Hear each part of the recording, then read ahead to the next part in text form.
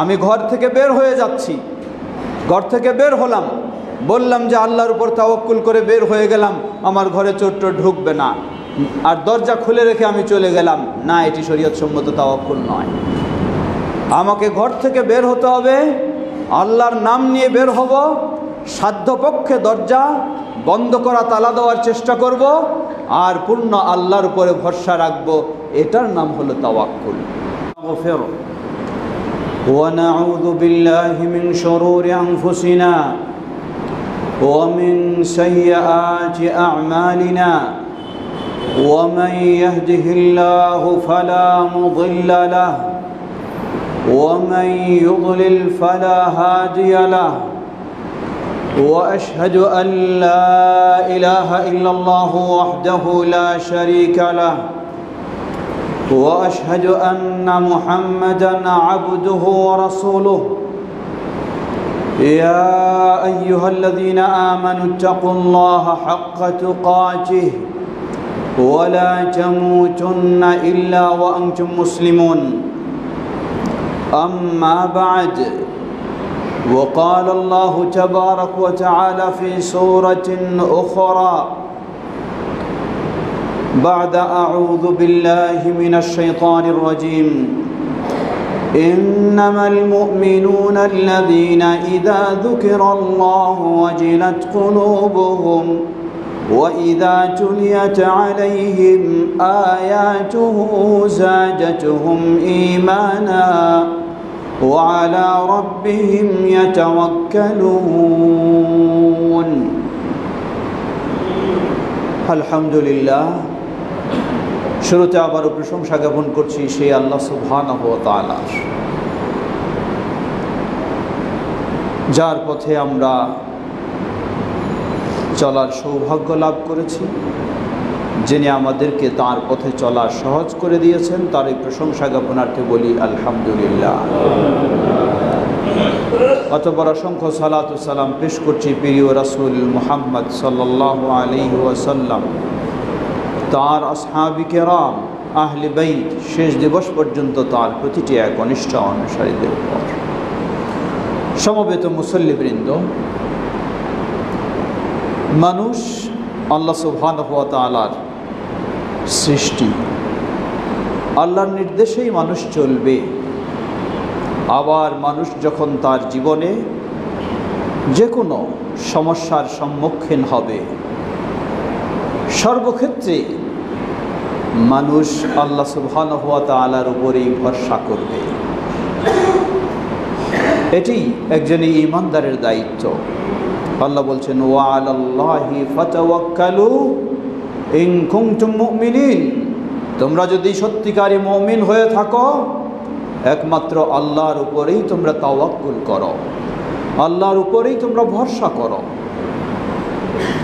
সূরা আনফালের শুরুতে আল্লাহ বলেন ইন্নামাল মুমিনুনা আল্লাযীনা ইযা যুকিরাল্লাহ ওয়াজিলাত কুলুবুহুম, প্রকৃত মুমিন হলো তারাই যাদের কাছে আল্লাহর স্মরণ করা হলে তাদের হৃদয় কেঁপে ওঠে। ওয়া ইযা তুলিয়াত আলাইহিম আয়াতুহু যাদাতুহুম ঈমানা, আর তাদের কাছে যখন আল্লাহর আয়াতগুলি পাঠ করে শোনানো হয় তাদের ঈমান বৃদ্ধি হয়ে যায়। ওয়া আলা রাব্বিহিম ইয়াতাওয়াক্কালুন, আর এই প্রকৃত মুমিনদের বৈশিষ্ট্য হলো তারা সর্বদাই আল্লাহ রাব্বুল আলামিনের উপরেই তাওয়াক্কুল করে, ভরসা করে থাকে। আমরা যেন সেই প্রকৃত মুমিন হতে পারি, আল্লাহ আমাদের তৌফিক দান করুন। সমবেত মুসল্লিবৃন্দ, নবী সাল্লাল্লাহু আলাইহি ওয়াসাল্লাম সুসংবাদ জানিয়েছেন ৭০,০০০ মানুষ বিনা হিসাবে, বিনা আযাবে তারা জান্নাতে প্রবেশ করবে। কেমন তাদের বৈশিষ্ট্য? আল্লাহ রাসূল সাল্লাল্লাহু আলাইহি ওয়াসাল্লাম বললেন এই ৭০,০০০ মানুষ তারা বিনা হিসাবে জান্নাতে প্রবেশ করবে, কিন্তু ৭০,০০০-এর মাঝে একজন একটু আগেও নয়, একজন একটু পরেও নয়, ৭০,০০০-ই একসাথে জান্নাতে প্রবেশ করবে।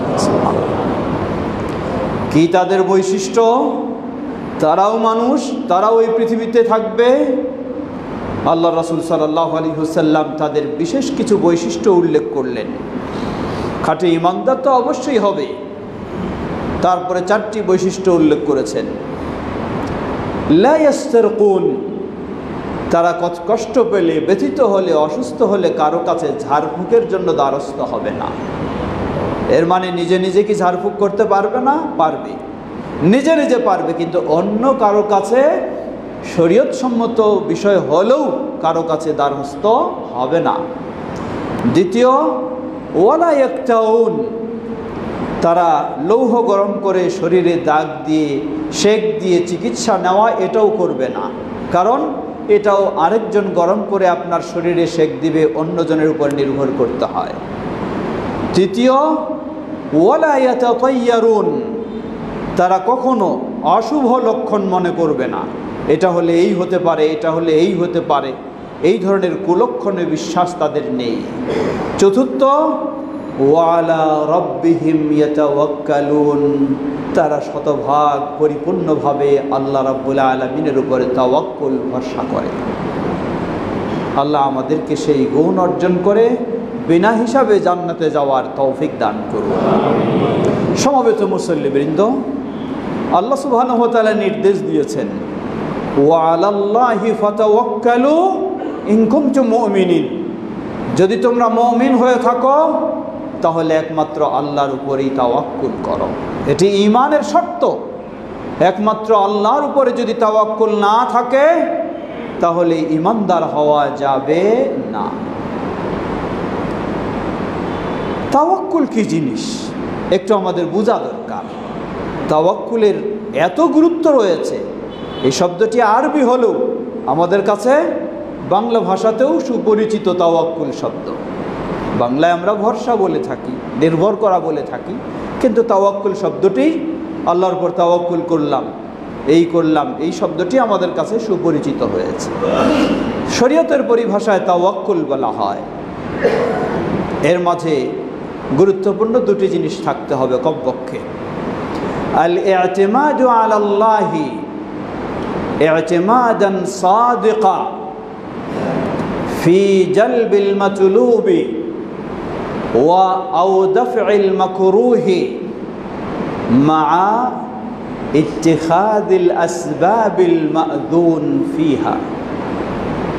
তাওয়াক্কুল শরীয়তের পরিভাষায় বলা হয়, প্রথম হলো আল্লাহ সুবহানাহু ওয়া তাআলার উপরে দৃঢ়ভাবে নির্ভর করা, ভরসা করা, আস্থা রাখা আল্লাহর উপরে।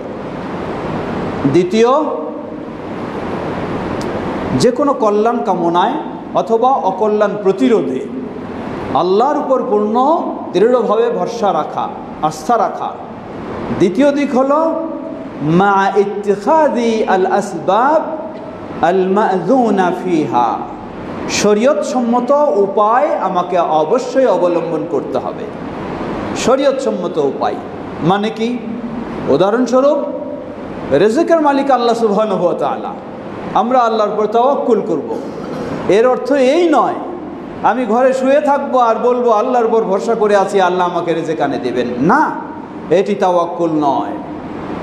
তাওয়াক্কুল, আমি আল্লাহর উপর দৃঢ়ভাবে ভরসা করব, অতঃপর বৈধ পন্থায় আমি রুজি রোজগারের জন্য কাজে লাগব। এটা হলো শরীয়তসম্মত তাওয়াক্কুল।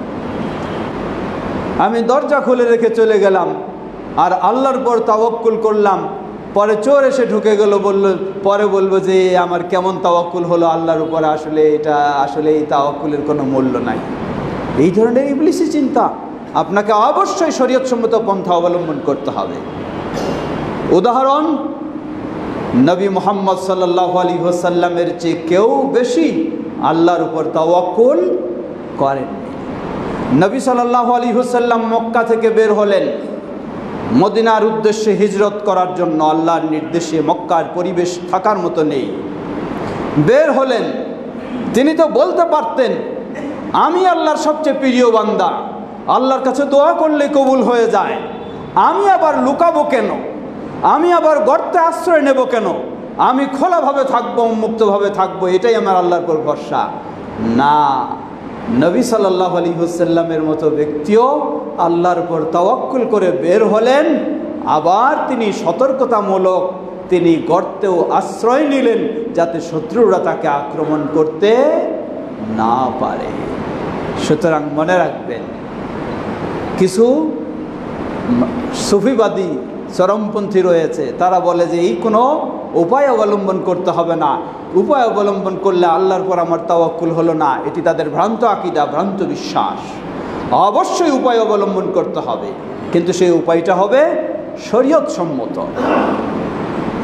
অবৈধ উপায় অবলম্বন করা যাবে না। নবী সাল্লাল্লাহু আলাইহি ওয়াসাল্লাম বলতে পারতেন, আমি কেন গর্তে আশ্রয় নেব, আমার আল্লাহ আছে, আল্লাহর উপরে আমি ভরসা করেছি। না, তিনি আল্লাহর উপর অবশ্যই ভরসা করেছেন এবং শরীয়ত সম্মত নিজেকে সেভ করার জন্য যতটুকু শরীয়ত অ্যালাউ করে সেই ব্যবস্থাও তিনি নিয়েছেন। আল্লাহ সুবহানাহু ওয়া তাআলা তাকে রক্ষা করেছেন। সেই গর্তের ভিতরে পাহাড়ের উপরে শত্রু বাহিনী ঘোরাফেরা করছে। আবু বকর সিদ্দিক রাদিয়াল্লাহু তাআলা আনহু তিনি দেখছেন, বুঝতে পারছেন যে উপরে তারা, নিচের দিকে তাকালেই আমাদেরকে দেখে ফেলবে। নবী সাল্লাল্লাহু আলাইহি ওয়াসাল্লামকে তিনি ভীত হয়ে বললেন, হে আল্লাহ রাসূল সাল্লাল্লাহু আলাইহি ওয়াসাল্লাম, শত্রুরা আমাদের উপরে ঘোরাফেরা করছে, যদি নিচের দিকে তাকায় তাহলেই তো আমাদেরকে দেখে ফেলবে। নবী সাল্লাল্লাহু আলাইহি ওয়াসাল্লাম একদিকে আশ্রয় নিয়েছেন, সতর্কতা অবলম্বন করেছেন, আবার দৃঢ়ভাবে আল্লাহর উপর ভরসা রেখেছেন।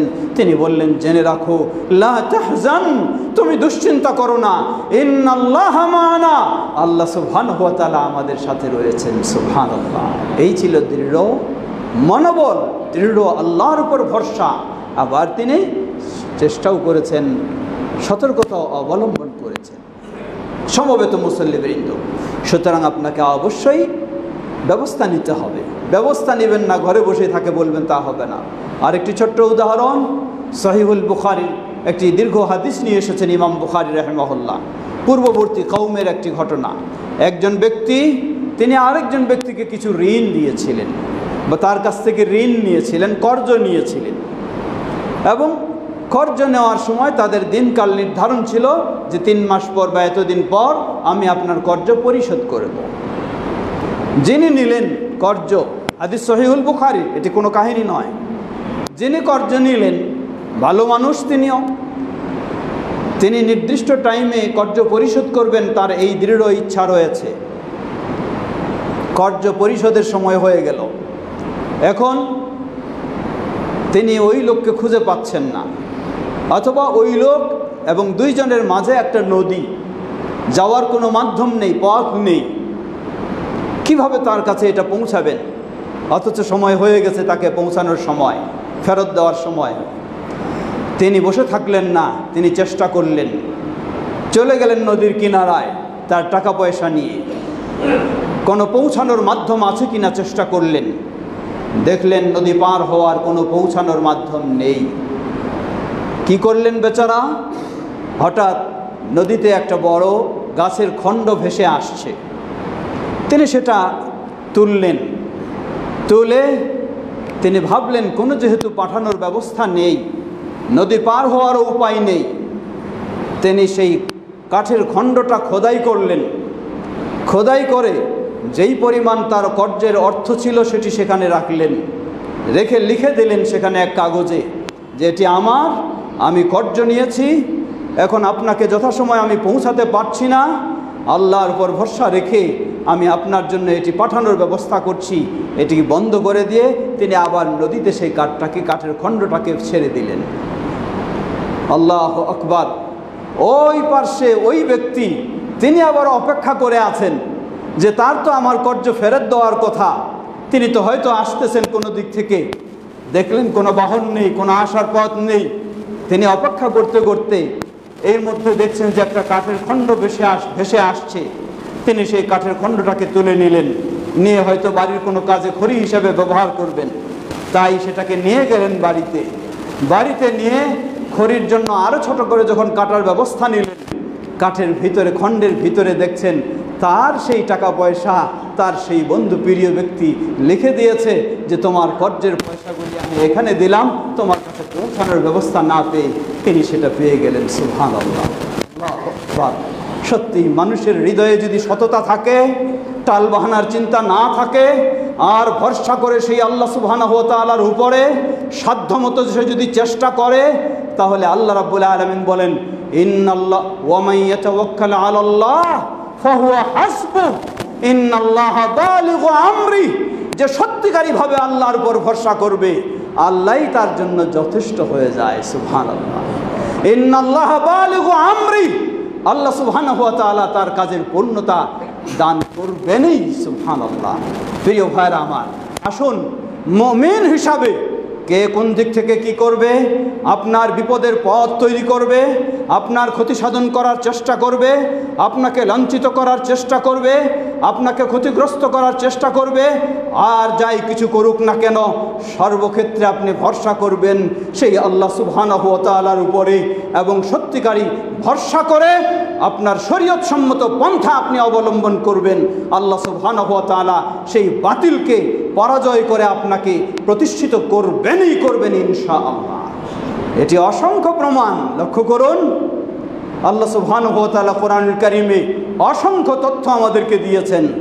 মূসা আলাইহিস সালাতু ওয়াস সালাম যেই সময়ে তার জন্ম, ফেরাউনের ডিক্লারেশন, গোটা রাজ্যে সাম্রাজ্যে কোনো ছেলে সন্তানকে জীবিত রাখা হবে না, ছেলে কারো জন্ম লাভ করেছে জানা গেলেই তাকে ছোট বয়সেই তাকে হত্যা করা হবে। আল্লাহু আকবার।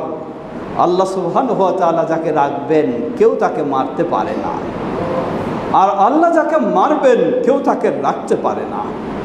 আল্লাহ যাকে সম্মানিত করবেন যতই অপচেষ্টা করুক না কেন অপমানিত করতে পারে না। হয়তো সাময়িক কিছু, কিন্তু আল্লাহর সম্মানই থাকবে।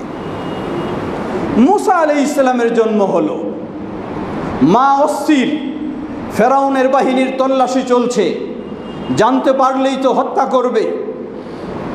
মা আল্লাহর কাছে সাহায্য চাইলেন। আল্লাহর পক্ষ থেকে মাকে নির্দেশনা দেওয়া হলো, হে মূসার মা, তুমি একটি বাক্স তৈরি করো, তৈরি করে সেখানে সন্তান রেখে আল্লাহর নামে তুমি পানিতে ছেড়ে দাও। আল্লাহু আকবার। কোনো মা কি সহজে পারবে তার কলিজার টুকরাকে এভাবে পানিতে ভাসিয়ে দিতে? কোশ্চিন কালেও পারবে না। কিন্তু মা যখন প্রকৃতপক্ষে আল্লাহর উপর ভরসা করবে, আল্লাহর উপরে বিশ্বাস রাখবে যে আল্লাহ বাঁচালেই বাঁচবে, আল্লাহ রাখলেই থাকবে, এই বিশ্বাস যখন হবে মায়ের, আর এই ভরসা যখন থাকবে, তখন তো আল্লাহ সুবহানাহু ওয়া তাআলা তাই করবে। আল্লাহর নির্দেশে তাই করলেন। মা ধৈর্য ধারণ করতে পারছেন না, তবু উপায় নেই। সন্তানকে ঘরে রাখলে তো সে নিহত হবেই, হত্যা করবেই ফেরাউনের বাহিনী। সুতরাং আল্লাহর নির্দেশে সেই বক্সে ভরে পানিতে ভাসিয়ে দিলেন। আল্লাহু আকবার। যেই ফেরাউনি হত্যা করার জন্য প্রস্তুত, সেই ফেরাউনের ঘরে আল্লাহ সুবহানাহু ওয়া তাআলা এই মূসাকে পৌঁছে দিলেন। সুবহানাল্লাহ। সেই ফেরাউনের ঘরেই পৌঁছে দিলেন। ছোট্ট বাচ্চা, মায়ের দুধ পান করা ছাড়া তাকে মানুষ করা সম্ভব নয়। কিভাবে মায়ের দুধ পান করাবে? কোন মা তাকে দুধ পান করাবে? আল্লাহ সুবহানাহু ওয়া তাআলা বিস্তারিত ঘটনা কোরআনুল কারীমে তুলে ধরেছেন। আবার আল্লাহ রাব্বুল আলামিন সেই মূসা আলাইহিস সালামকে দুধ পানের কারণে তার মায়ের কাছেই আবার আল্লাহ ফিরিয়ে দিলেন। সুবহানাল্লাহ।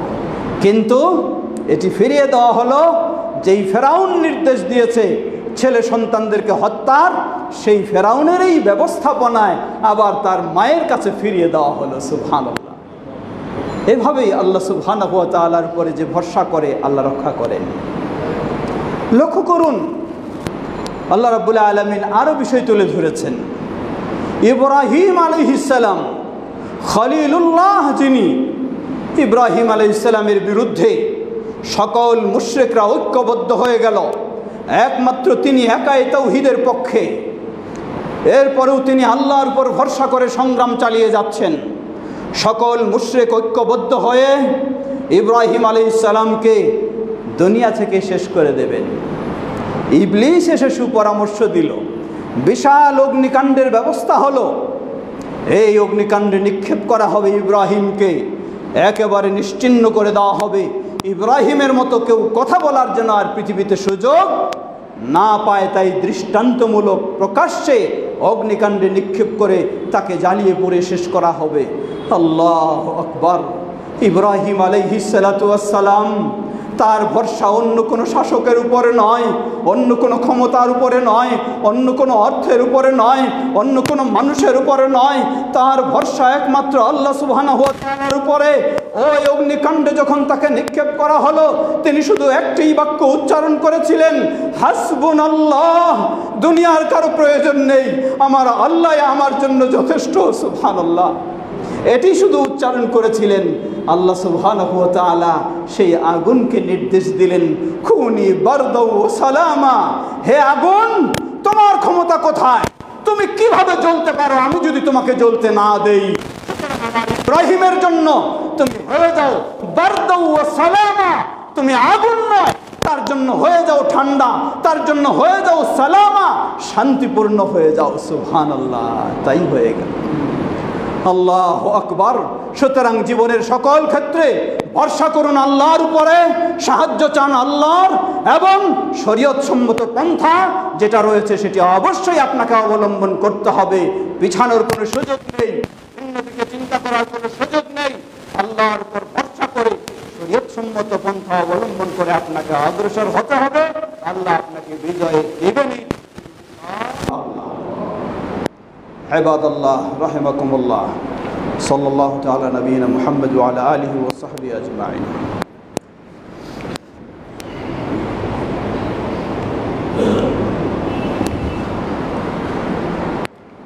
আলহামদুলিল্লাহ, আলহামদুলিল্লাহ রাব্বিল আলামিন, ওয়াসসালাতু ওয়াসসালামু আলা আবদিল্লাহি ওয়া রাসূলিহি নবিয়িনা মুহাম্মদ ওয়া আলা আলিহি ওয়া সাহবিহি আজমাইন।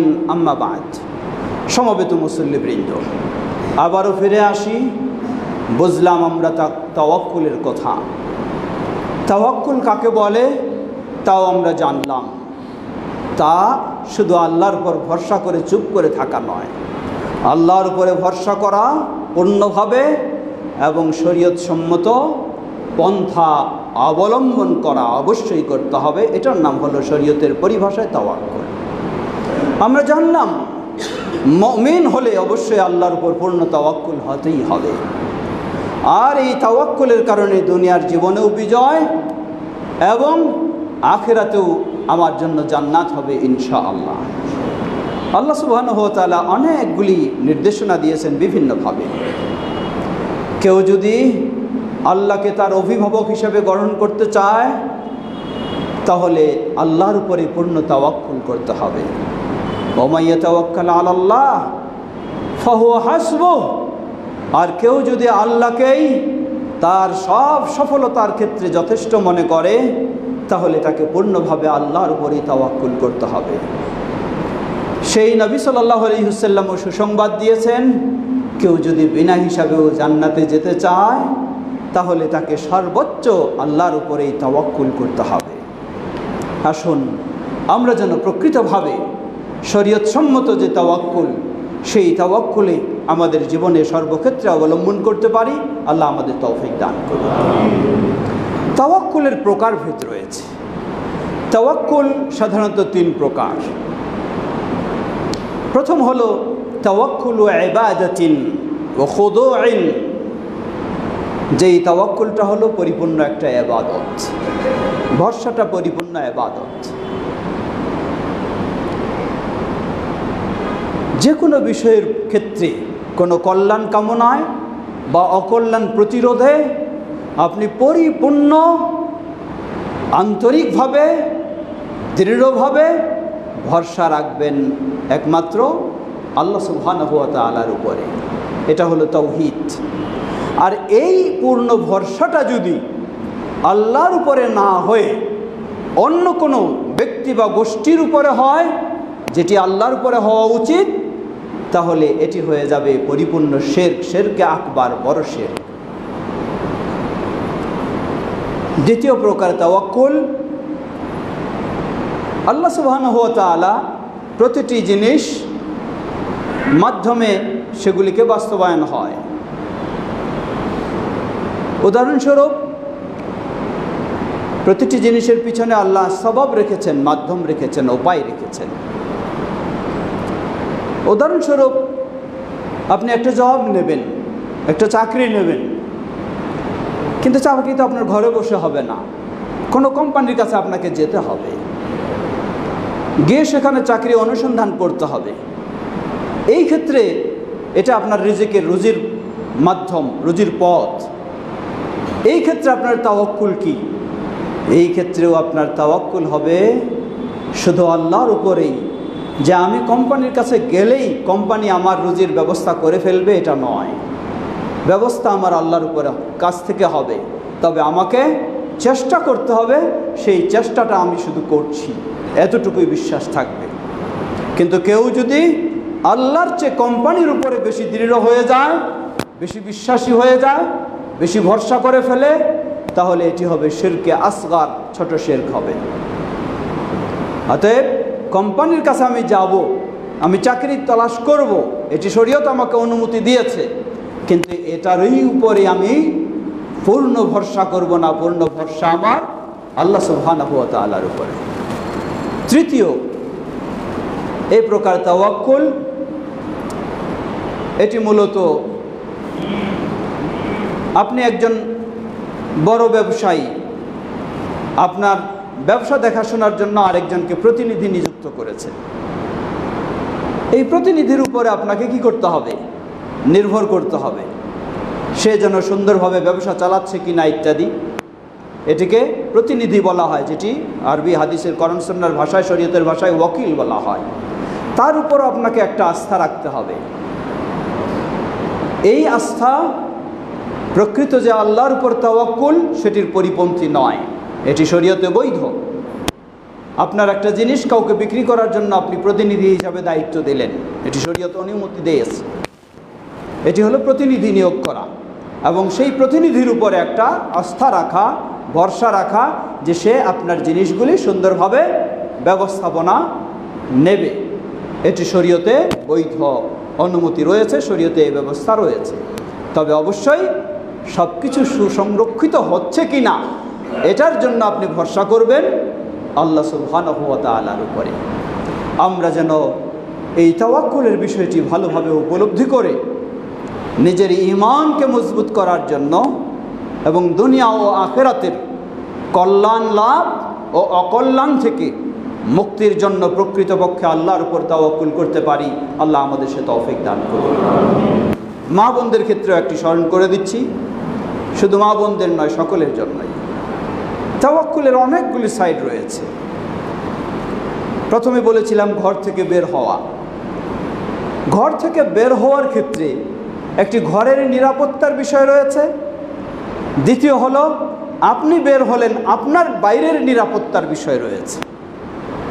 দুটোর ক্ষেত্রে আপনাকে তাওয়াক্কুল করতে হবে আল্লাহ সুবহানাহু ওয়া তাআলার উপরে। ঘর থেকে যখন বের হবেন, ঘরটার নিরাপত্তার জন্য আপনি যেমন তালা দেওয়া বা যা প্রয়োজন সেগুলি সাধ্যমতো ব্যবস্থা করবেন এবং আল্লাহর উপর পূর্ণ ভরসা রেখে সাহায্য চাইবেন। ঠিক তেমনইভাবে আপনি যখন বাইরে বের হলেন, সেই বাইরের নিরাপত্তার জন্য আপনাকে সতর্কতা অবলম্বন করতে হবে এবং আল্লাহ সুবহানাহু ওয়া তাআলার উপরে ভরসা করতে হবে। যার উদাহরণ দিয়েছি আমরা, নবী সাল্লাল্লাহু আলাইহি ওয়াসাল্লাম হিজরতের সময় সেই গর্তে তিনি আশ্রয় নিলেন। এখন আপনি ঘর থেকে বের হলেন, বললেন আমি আল্লাহর তাওয়াক্কুল করে বের হয়েছি, চলন্ত রাস্তার মাঝেতেই আপনি নেমে গেলেন, তাহলে তো আপনার জন্য দুর্ঘটনা ঘটবেই, স্বাভাবিক এটা। কারণ আপনি দুর্ঘটনায় নিজেকে নিক্ষেপ করলেন, কোনো সতর্কতা অবলম্বন করলেন না। ইসলাম আপনাকে বলে নাই যে আপনি শুধু তাওয়াক্কুল করবেন আর চলন্ত রাস্তার মধ্যে আপনি নিজে নেমে পড়বেন, বা চলন্ত ট্রেনের লাইনে আপনি গিয়ে বসে থাকবেন আর বলবেন আমি তাওয়াক্কুল করলাম। না, এটি কখনো হতে পারে না। এজন্য আমরা বলবো আপনার ঘরের নিরাপত্তার জন্য প্রয়োজনীয় ব্যবস্থা নেবেন ও আল্লাহর উপর ভরসা করবেন, এটি হলো শরীয়তসম্মত তাওয়াক্কুল। বের হওয়ার সময়ও আপনি আল্লাহর উপর ভরসা করবেন, শরীয়তসম্মত ব্যবস্থা নেবেন, সেটি হলো তাওয়াক্কুল। মা বোনেরা রয়েছেন, ঘর থেকে বাইরে বের হলে যদি সন্তান সম্ভবা মা হন, তাহলে কত কিছু করে থাকেন।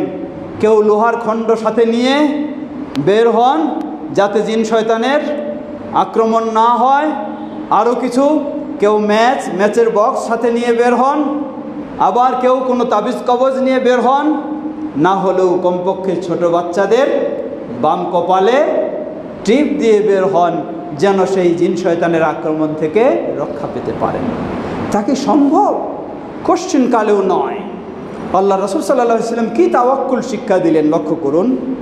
সহিহ মুসলিমের হাদিস, তিনি বলেন যখন কোনো মুসলিম তার ঘর থেকে বের হবে সে বলবে বিসমিল্লাহ ওয়া তাওয়াক্কালতু আলাল্লাহ, সুবহানাল্লাহ, বলবে বিসমিল্লাহ, আল্লাহর নামে বের হলাম, ওয়া তাওয়াক্কালতু আলাল্লাহ, এবং আমি আল্লাহর উপর তাওয়াক্কুল করলাম, ওয়ালা হাওলা ওয়ালা কুওয়াতা ইল্লা বিল্লাহ, আর আল্লাহ সুবহানাহু ওয়া তাআলা ব্যতীত কারো কোনো শক্তি সামর্থ্য নেই।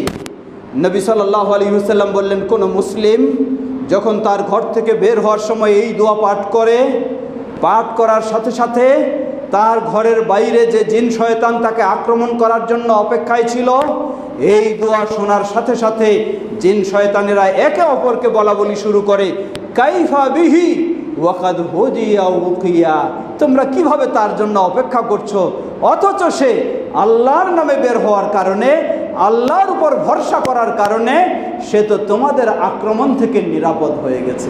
সুবহানাল্লাহ।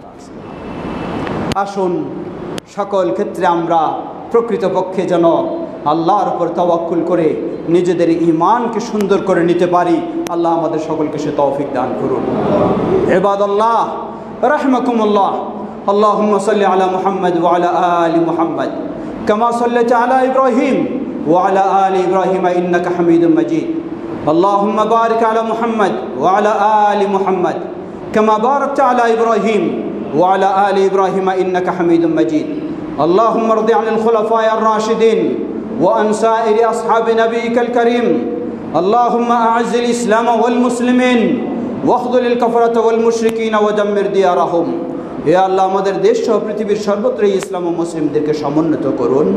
পৃথিবীর সর্বত্র মুসলিমদেরকে কোরআন সুন্নাহর পথে এগিয়ে আসার তৌফিক দান করুন। সেই নির্যাতিত মাজলুম মুসলিমদেরকে আল্লাহ হেফাজত করুন। আমরা নিশ্চয়ই কিছুটা অবগত হয়েছি, সেই সৌদি আরব তৌহিদ ও সুন্নাহর দেশ, সৌদি আরবের বিশেষ উদ্যোগে মুসলিম অমুসলিম সব দেশগুলিকে তারা এই পথে এগিয়ে নিয়ে আসতে সক্ষম হয়েছে আল্লাহর ইচ্ছায়, যে সেই ফিলিস্তিনের রাষ্ট্রকে সুপ্রতিষ্ঠিত করা এবং যুদ্ধবিরতির সেই ক্ষেত্রে আমরা সেই সৌদি আরবের জন্য দোয়া করি। আল্লাহ এই তৌহিদের দেশটিকে আল্লাহ হেফাজত করুন, সেই ফিলিস্তিনের মুসলিমদেরকে আল্লাহ হেফাজত করুন, এবং সেই ঘাতক সন্ত্রাসীদেরকে, ইহুদিদেরকে আল্লাহ তাদের ষড়যন্ত্রে আল্লাহ তাদেরকে ধ্বংস করে দিন। আমাদের এই দেশকেও আল্লাহ হেফাজত করুন, মুসলিমদেরকে তাওহীদ ও সুন্নাহর পথে আল্লাহ চলার তৌফিক আল্লাহ দান করুন। আমাদের মাঝে উপস্থিত অনুপস্থিত অনেকে অসুস্থ রয়েছেন, আল্লাহ আমাদের সকল অসুস্থদেরকে পরিপূর্ণ সুস্থতা দান করুন। অনেকে বিপদগ্রস্ত রয়েছেন, আল্লাহ তাদেরকে বিপদ থেকে পূর্ণ মুক্তি দান করুন। আমাদের প্রিয়জন বাবা মা ভাই বোন যারা বিদায় নিয়ে চলে গেছেন, আল্লাহ তাদের ভুল ত্রুটি ক্ষমা করে তাদেরকে জান্নাতুল ফেরদাউস নসিব করুন।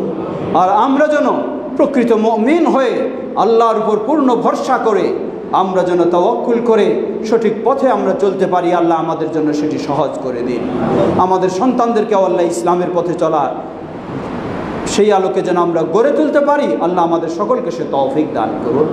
সুবহানাকাল্লাহুম্মা ওয়া বিহামদিকা আশহাদু আল্লা ইলাহা ইল্লা আনতা আস্তাগফিরুকা ওয়া আতুবু ইলাইক। কাতার সোজা করে